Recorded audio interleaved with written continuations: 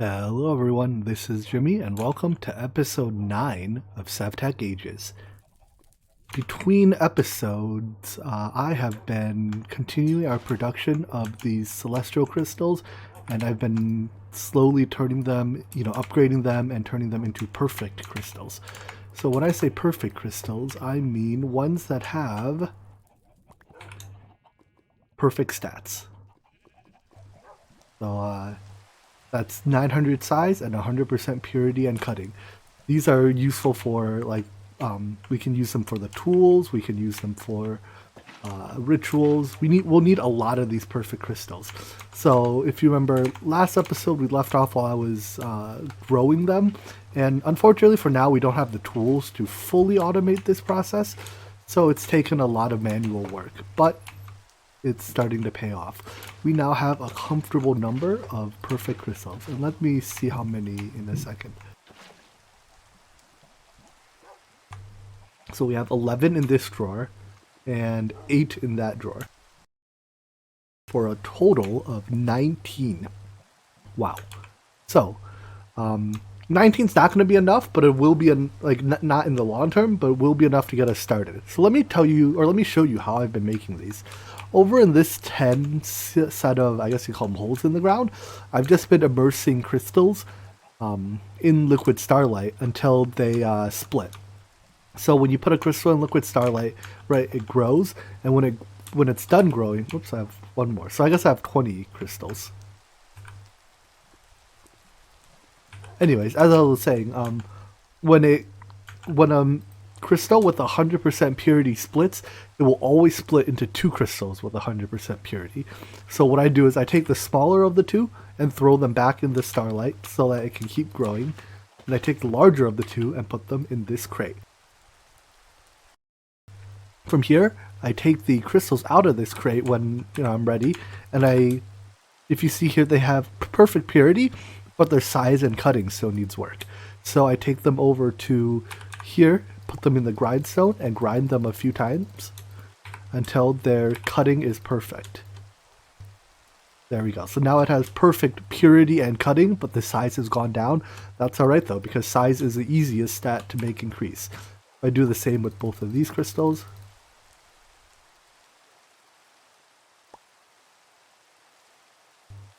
There, a little more on this one.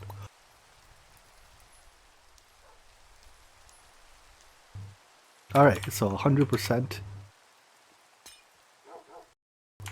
Then I come and throw these crystals on top of the hoppers, and I immerse those in starlight once again. So I do this, and then I repeat putting starlight on top of these until the hopper sucks it up. So when they reach 800 size, they'll be able to stack with the one that's locked in the drawer, and the hopper will suck them up and put them in the drawer. That way I don't have to check these to see, are they done, are they done, are they done? Because if they're at 800 or 900 size and I keep pouring starlight on them, they'll eventually split, right? Which isn't what we want. So anyways, in this cell, we just had a split. So the larger crystal we'll save for later, and the smaller one we put back to keep duplicating. And then I just keep filling these up. It's again, it's a little bit tedious and it's totally manual, which sucks. But until we get to like age 5, I can't think of a good way to automate the entire process. If anyone can think of a way to do it without using with what's available in ages 2 or 3 especially, I would love to know. I know it can be done using integrated dynamics and integrated tunnels, but that is, again, age 5 stuff. So, or maybe it's age 4? I'm actually not 100% sure about that. But either way, that is our crystal making process, and it's been running for some time. So the other thing I've been doing is I've been growing these celestial crystals out of the regular rock crystals, right? And then when they're done, again, you see metadata 4, and the little sparkles, when you break it, you can get a small stardust profit. So I'm up to 37 stardusts now, which is great because we'll use that pretty soon, basically right now. The next thing I want to do is make the next tier altar So the next tier altar is a celestial altar, but the recipe has been changed. It now takes some maze stone from Twilight Forest, ironwood from Twilight Forest, and twilight jars and live root, also from, well, you guessed it, Twilight Forest. So it looks like we're gonna have to go to the Twilight Forest and do some progression before we can make the next tier altar. Of these, I think the piece that requires the furthest progression is this maze stone that requires getting to the like the maze part, which is what, maybe the fourth boss if I had to estimate. But we don't have to clear the maze, we just have to go get some of this stone. So let's look at what it'll take to get into the Twilight Forest. So it's mentioned in the advancements book that the Twilight Forest, you know how in, well, maybe you don't know, but in vanilla Twilight Forest, all you do is you throw a diamond into this 2x2 hole of water to activate a portal. But since diamonds aren't available yet, it's been replaced with a star metal ingot. To make star metal ingots, though, we first have to make the star metal ore, and since we don't have starlight transmutation of iron ore available, we have to do it in the crafting altar. So it takes 2 stardust and some other stuff each. So let's head up to our Astral Sorcery platform and craft that. Alright, up we go. So there's a way to sprint on these ladders. I just don't know what key it is. But if you open your inventory while you're on a ladder, you start sprinting on it. So maybe someone else knows how to sprint on ladders and would be kind enough to let me know. Otherwise, I just use the open your inventory trick. So let's grab the materials we need to make star metal ore.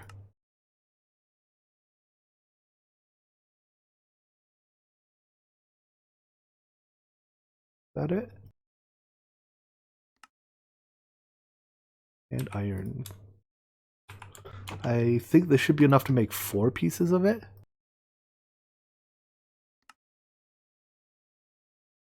Alright, so this takes a lot of starlight, and it looks like it's daytime right now. The rain is, or at least we can't see the whatchamacallit, stars because it's raining. So I'll leave this here, and I guess the next time it's day, or the next time it's night but not rainy, we'll come and craft this ore.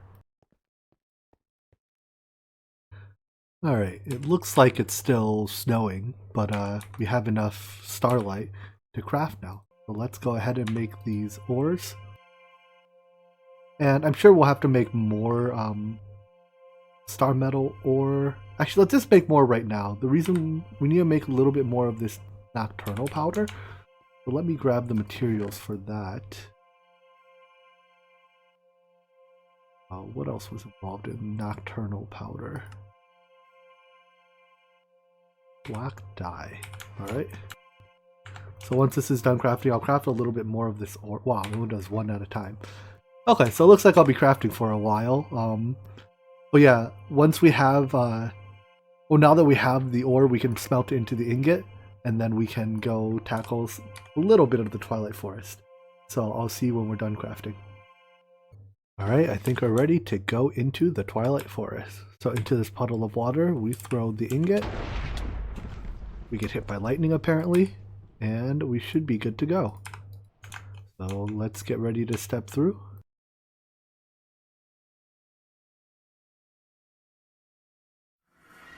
And here we are. Hey, would you look at that rock crystal vein right here if we need it. So, when you spawn into the Twilight Forest, you always spawn into this foresty biome. Let's start by marking it on the map so that when we go back, we know where our portal is.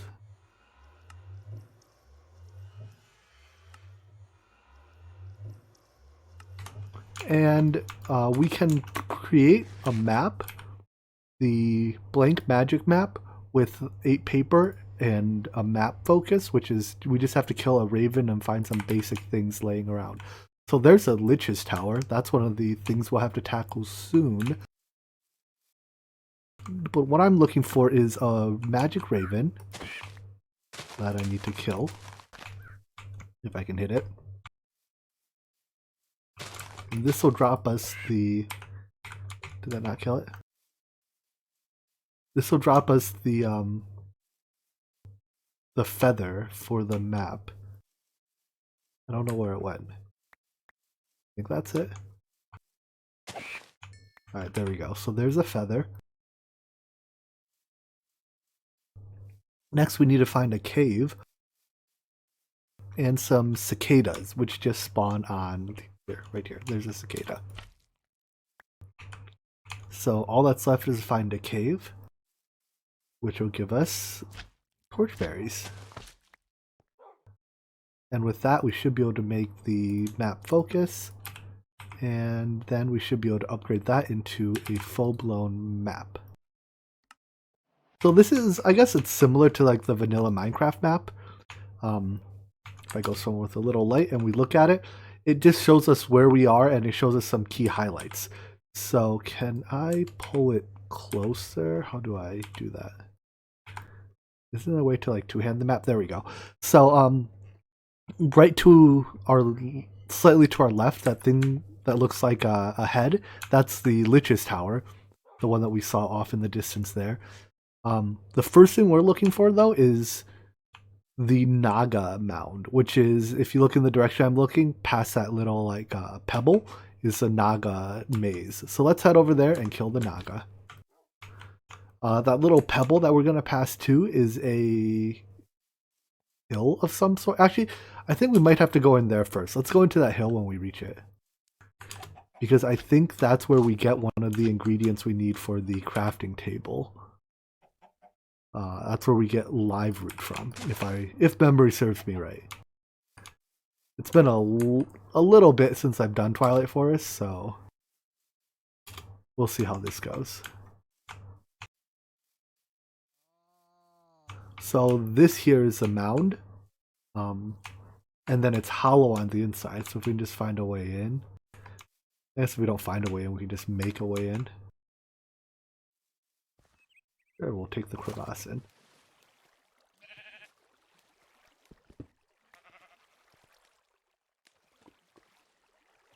There's a lot of mobs in here usually because it's dark, so make sure we'll light it up as we go. And just die to lava, zombie.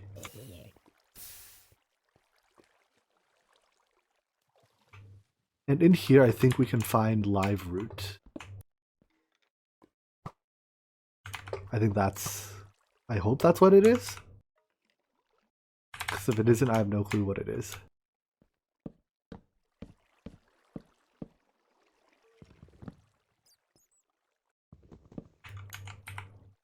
Yep, so breaking roots, or these glowing roots, has a chance to give live root. And I think we only need 2, right? Because I don't think we don't need to make ironwood. Oh no, we do need to make ironwood ingots. Okay, so we need a little bit more than 2. But I'm sure we'll run into more roots as we look around here. And I should hopefully not fall in lava. Where did that skeleton go? Up there somewhere? Yeah.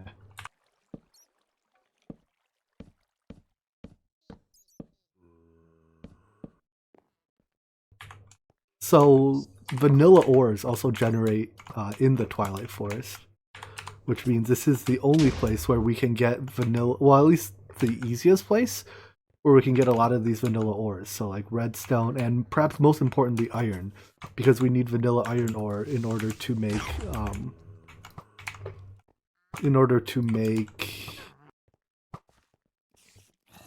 what am I thinking of? I have a lot of friends. The Astral Sorcery, or whatever it's called. I forget. For some reason I'm drawing a blank on its name, but you know what I mean. So let's kill that witch before it poisons us. And continue to light the area up. Anyways, I'm gonna explore this cavern here a little bit and gather some of these ores and roots. So I'll be back when we're ready to head out. Alright, we finished looting up this little mound. Here's what we've gotten so far. 2 stacks of redstone, most of a stack of iron. Some other things, I'm not quite sure what transformation powder is for, but I have a feeling we'll need at least a little bit of it at some point. And we got our life fruit, which is what was needed for the altar. I have to remember to... Oh no, we can just craft this. Never mind. I have to remember to pick up a firefly at some point, though. So let's look for one of those on the trees. Actually, is this a firefly or is it a cicada? Oh, it's a firefly. For some reason I thought these were cicadas. Alright, well let's grab a few then, just to make sure we have some. One of the things that Twilight Forest is good for too is looking for ores. Because the Y level is lower, I think we're probably at like Y50 something right now. I can pull out my Y level machine. Because the Y level is lower, it's easier to... Yeah, we're actually only at 35. It's easier to find ores that spawn particularly low to the ground because you can sample them from the surface. But that's not what we're here for now. Right now, I want to go to that Naga maze hedge thing and kill the Naga within. So, should be just this way. If we need wood too, we can chop some of these trees. I think trees of this size, 3x3, the lumber axe will recognize as a single tree and chop it all at once. But I don't need that much wood right now, so I'm not going to do it. So anyways, this maze is where the Naga lives. Once we get to it, we can punch our way in. It's some pretty cool tiles too. Punch our way in and then kill the boss. The Naga's not that hard of a boss, so you kind of just hit it. As you hit it, it gets shorter. It might eventually hit me. I don't know.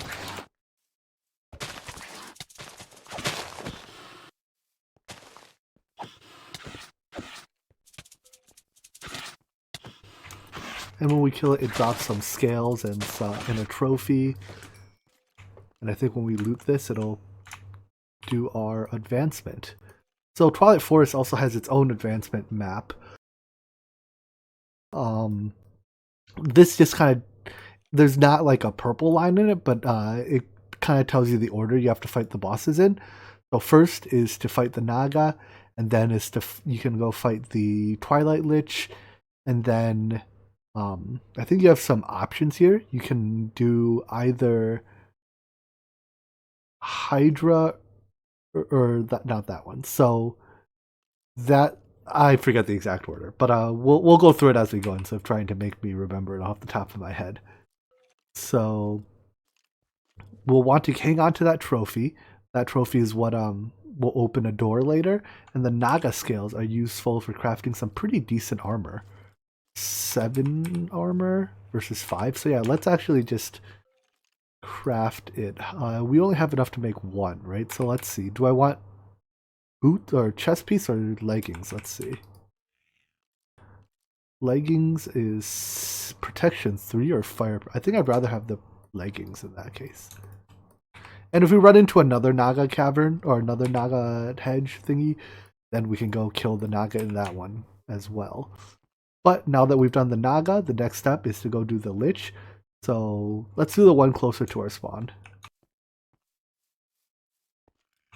So I'll just head over there. I'll cut and then come back when we get there. The Lich's Tower.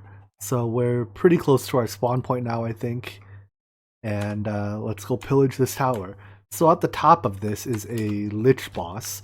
It's a little bit more difficult than the Naga boss we just fought, but it's still... I mean, it's the second boss of the mod. It's not that hard. So is there a natural entrance or do I have to break in? It's looking like I have to break in unless this is an entrance of some sort. Nope. Alright, let's pillar up and see. Actually, I have some ladders. Let's ladder up. And see what lies up there.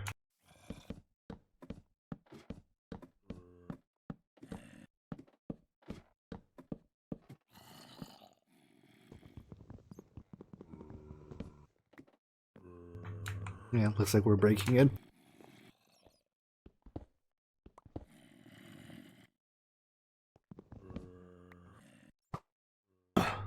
Block of iron.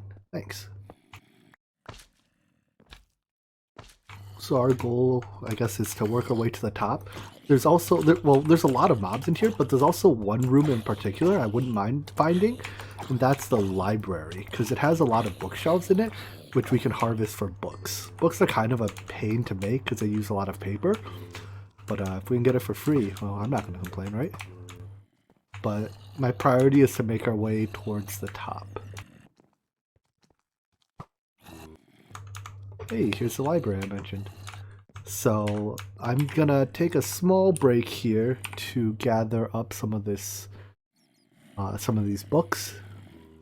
If I can find my axe. My inventory is a mess. Is it in here? Alright, so I'm gonna harvest these books and be right back. We've robbed the Lich of all his books, so I think it's time to work our way up. And this here looks like the main staircase of the building, so I'm gonna go down a little bit first just to break some of these spawners so that we don't get assaulted from below quite as much.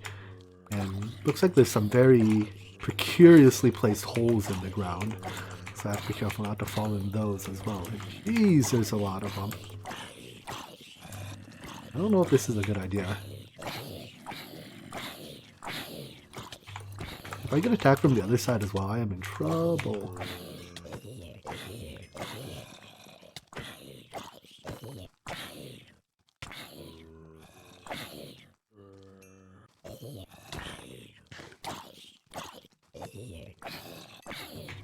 These guys have so much armor and health. Alright, there we go, taken care of. So, work our way down, get that spawner.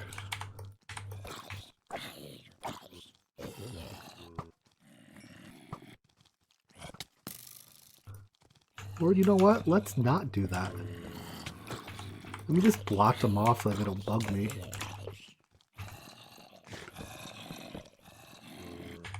There we go. We can just leave them there, not my problem. So, working our way up. At the top of this should be the another thing. Let me kill this and steal a few more books then. I am very trapped.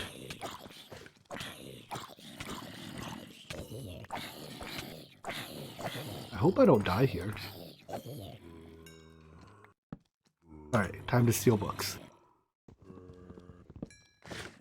I'm also almost out of beef, but after that I think I still have some potatoes left, which aren't quite as good for food, but I guess it'll suffice.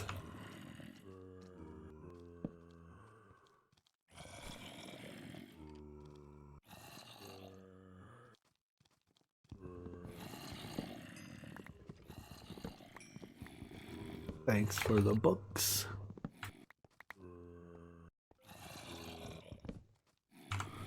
Where did those come from? Ah, that spawner there, I see. That spawner we do have to get.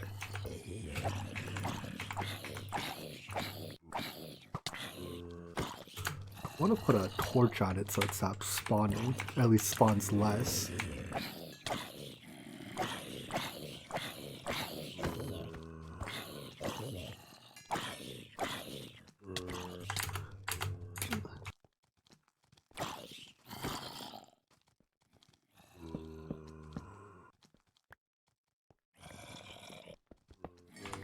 Alright, that should take care of that spawner.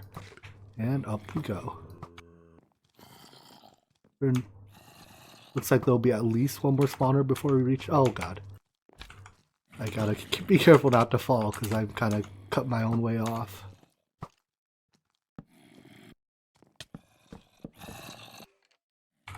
What's that? It's a tome? Evil book.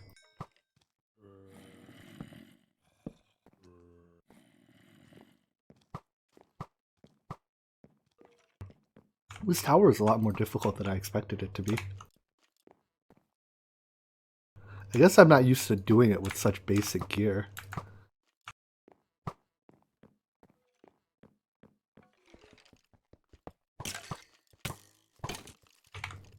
like lots of skeletons from this spawner.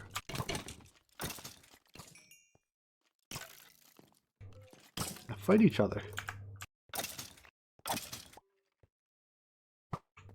Alright, so that top layer there is the boss.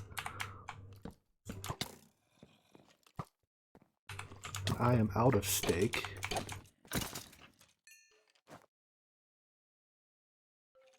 Pretty sure, yeah, I still have carrots left. They're much worse than steak, but they'll do. Let's empty our inventory a bit.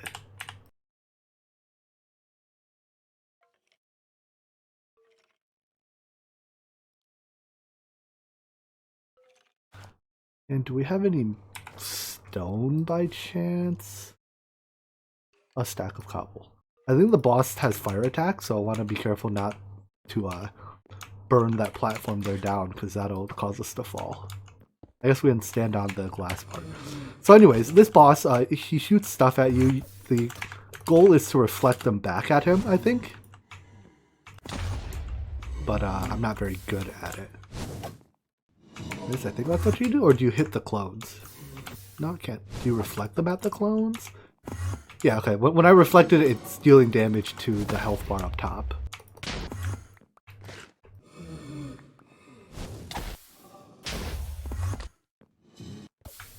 Honestly, I have no clue which one I'm supposed to reflect it at.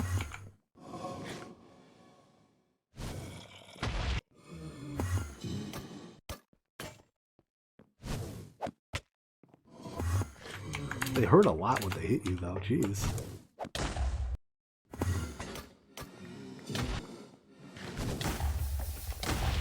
Okay, you know what? I'm out of here. I'm gonna figure out how to fight this guy before I hop up there to engage him again. And I'm gonna give a second to heal up. Oh, is he gonna chase me down? Can I fight them one at a time like this?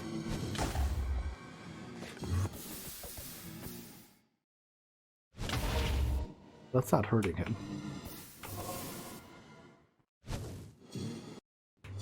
Ha. I am still at a loss. How did I hurt him that one time? That didn't hurt. There we go. So yeah, okay. I have to reflect the projectiles at the main Lich, not the clones. And eventually they'll hurt him.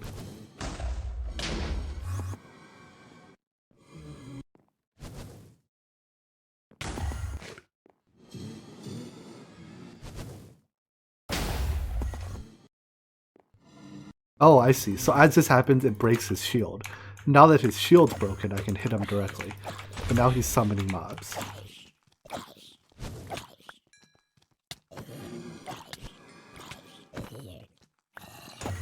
I am so incredibly dead.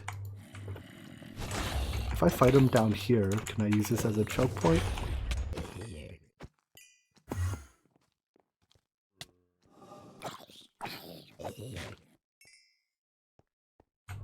Where'd he go?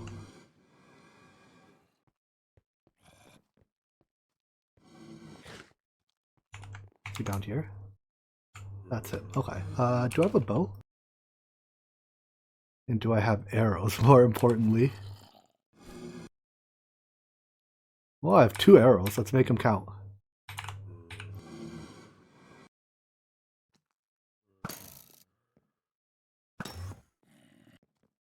And you teleported back up. Nice.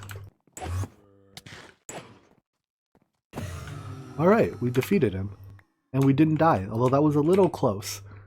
So, he didn't drop any body armor because our chest piece is almost broken, but oh well. With this, we can now move on to the next step in the Twilight Forest. What does this have? No looting. That's unfortunate. So let me clean up my inventory a bit here, and then I'll look at where we have to go next. So the next step then is the Mino Shroom, which is functionally the last step we have to do for now, because that's where we can get the Maze Stone from.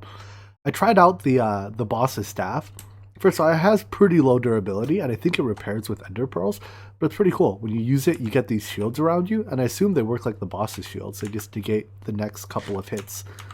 So I'm going to try it when we get down there. So let's see if we've discovered a maze yet. And I think the little thing in that direction that I'm looking is a maze. So let me head over there and make sure, and we can see what that is. Whoops. Whee. Alright, so I'll see when I get there.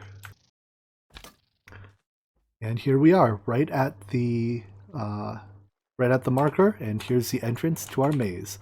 So the maze takes a while usually, and I don't think we need to do it yet. All I'm gonna do is head in there and gather up a little bit of this maze stone. It takes a little while to break. So I guess the intent is, you're supposed to navigate the maze and not just break the maze stone because the blocks take too long to break. So once I clear out this slime, I'll show you what I mean. So these maze stone blocks, they can be mined, and let's do it with a hammer so we get 8 at a time. Whoa. I wonder if he can mine them for me. Hey. Did you drop any though? I guess you just destroyed it. That's less good. Anyways, I'm gonna mine maybe like a couple dozen pieces, and then we'll leave the maze for later. We can come back when we have slightly better gear. I think the maze is more difficult than the Lich's Tower, and I had a little bit of trouble there. So let's come back after I craft some of the better Astral Sorcery gear. We're back at our base, and there's still a little bit of nighttime left tonight. So hopefully that's enough time for us to craft the Celestial Altar. And begin. So what that'll do is that'll upgrade our Starlight Crafting Altar into a Celestial Altar. When that happens, we'll have to upgrade the multi-block structure we have around it as well. So if we consult the documentation, the Celestial Altar needs this structure, which I think is bigger than the existing one. So we're basically have to take everything down and build a new structure. But it's basically all marble, so I hope we have enough marble. And here we have it. Now, once I rebuild that structure, the next step will be to upgrade it to a iridescent altar, but that uses resonating gems, and to make resonating gems, we need to make one of these things, Starlight Infuser. So how about I'll go upgrade this altar now. I doubt I'll finish it before daytime comes again. So the next night cycle will make a Starlight Infuser, and perhaps I'll even build the multi-block for it ahead of time so that we can upgrade our altar to the highest tier, the iridescent altar, the night after. So see you in a bit. So I crafted the Starlight Infuser and built the multi-block around it. I haven't tested if it works yet, so let's hope it works. When I put that in and then start it with the resonating wand, it should, there we go, it'll craft that aquamarine into a resonating gem. And there's a couple other recipes we can do in here. We can do glass pane to glass lens. Before, remember, we were doing it this way, so this is a much cheaper recipe.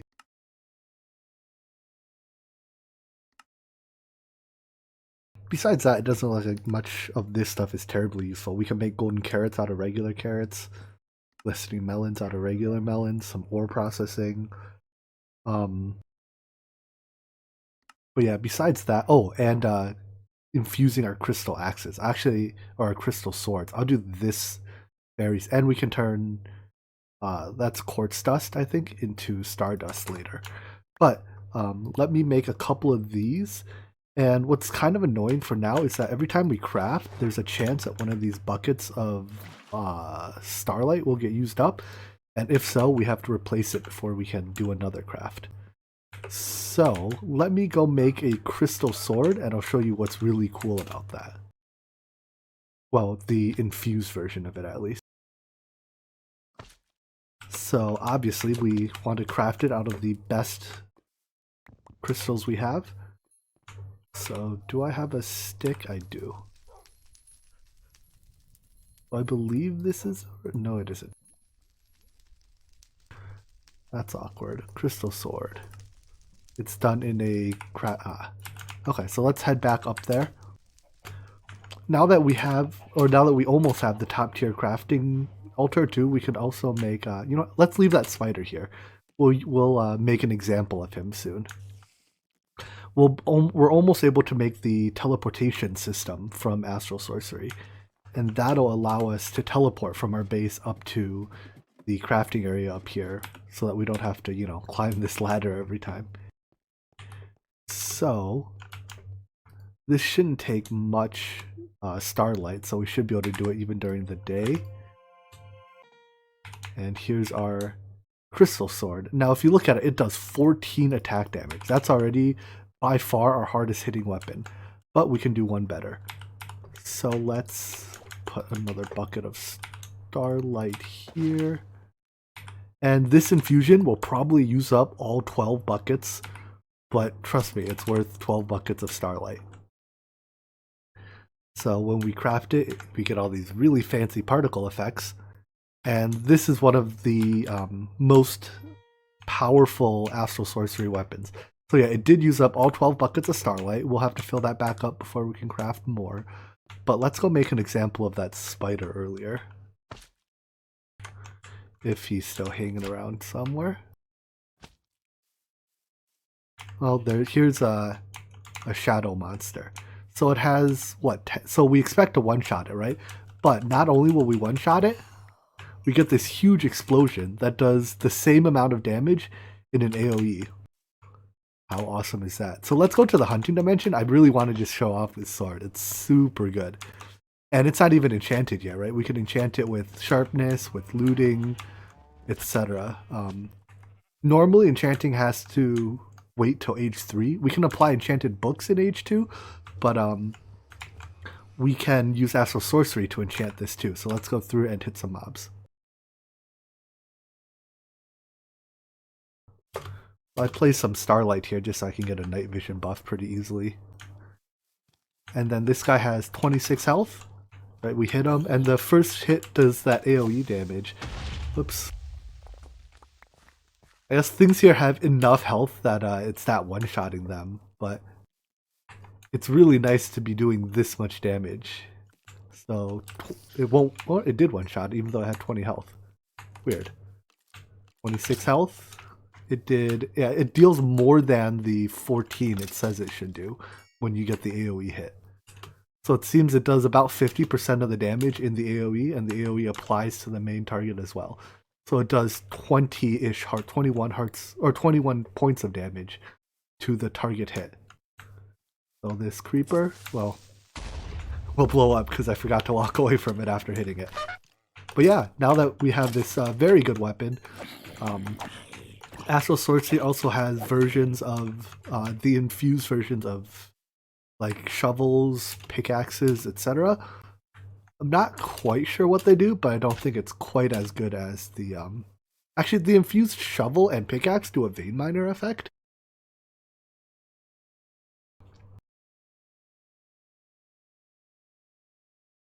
Right, sorry, I try to not record voice while going through portals because it tends to cut out a little bit. Maybe it is worth making the shovel and the pickaxe, and we'll see.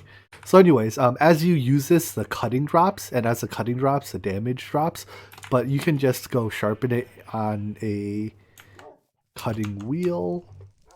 So if we come here, we can just sharpen it like we do anything else, and it takes a tiny bit of the size away, but it gives us the cutting back. And then if we really need the size back, we can toss this into a puddle of liquid starlight, I believe, and it'll also cause the size to grow again. So effectively, this has infinite durability, but we do have to like repair it from time to time. Anyways, having made this, let's eat so we can run again. But let's go craft that top tier altar, the iridescent altar. And once we craft this, we can craft the mantle of the stars and infuse our mantle of the stars with the elytra style flight. So give me a second to do some crafting and I'll be right back. At last, we are ready to upgrade our crafting altar to the highest tier, the iridescent altar. So let's go ahead and start that craft. Now, the good news about this altar is that the multi-block around it is based on the existing one. So all it does is extend the existing altar. So if we pull this up, you see it's everything except the bricks at the top is the existing altar. So all we need is how many is this?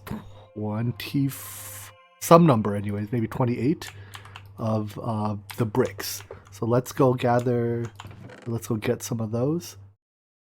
I'll just make 40. I don't know exactly how many we need. And I'll upgrade our altar. And here is the top tier altar with, when it forms, you get that floating crystal there. It's not actually there. Let me show you. When the structure is not formed, it's not there. When it forms, it shows up. That floating crystal isn't actually there. You can't link to it. You can't use it or anything. It's purely decorative. But with this, we can now craft anything that's not, staged by SevTech.